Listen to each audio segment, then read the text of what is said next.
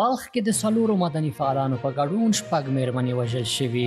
د وایس آف کابل یا کابل غږ مینوالو سلامونه او نیکې هیلې. د افغانستان شمالي ښار مزار شریف کې په ډزو د څلورو وژل شویو مېرمنو جسدونه ترلاسه شوي دي.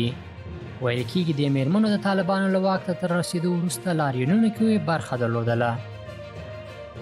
د رسنیو په راپورټونو کې ویل شوي چې دا مېرمنې په مرموز ډول وژل شوي او مړي یې پرون پنجشنبه د مزار شریف اړوند د خالد بن ولید ښارګوټي په یوه کنده کې موندل شوي دي.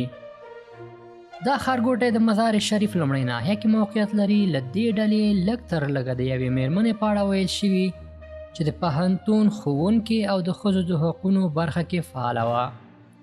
د دغې مېرمنې میړه رسنیو ته ویلي چې مېرمنې وژل شوې ده، خو پلار یې عبدالرحمن صافی رسنیو ته ویلي له لور سره یې د دافع چا لخوا ټلیفوني تماس نیول شوی و چې ځان یې د بشري حقونو د بنسټ استازی معرفي کاوه او پر همغه ورځ دا له خپلو اسنادو سره له کوره ووته او 2 ساعته وروسته یې له کورنۍ سره اړیکه پرې شوې.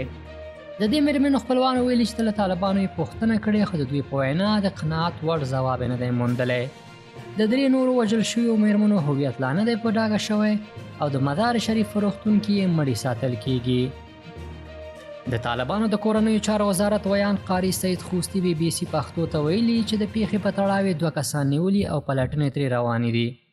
ځینې مدني فعالانو BBC ته وویل چې دا 4 مېرمنې همکارانې او ملګرې وې. یوه اونۍ وړاندې د مزار شریف هوایي ډګر ته څیرمه تښتول شوې وې او له دې پیښې 4 ورځې وروسته جسدونه په یوه کنده کې موندل شوي.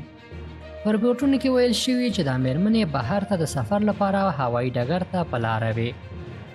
له دې سره هممهاله په خواله رسنیو یو ویډیو لاس په لاس کېږي چې پکې ادعا شوې چې یو طالب وسلوال 2 شپې وړاندې د یوې پخوانۍ فوځي افسرې کور ته ورغلی.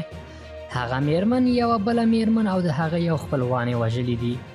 ویل کېږي چې دا پیښه هم د مزار شریف اړوند فقیر آباد سیمه کې شوې ده.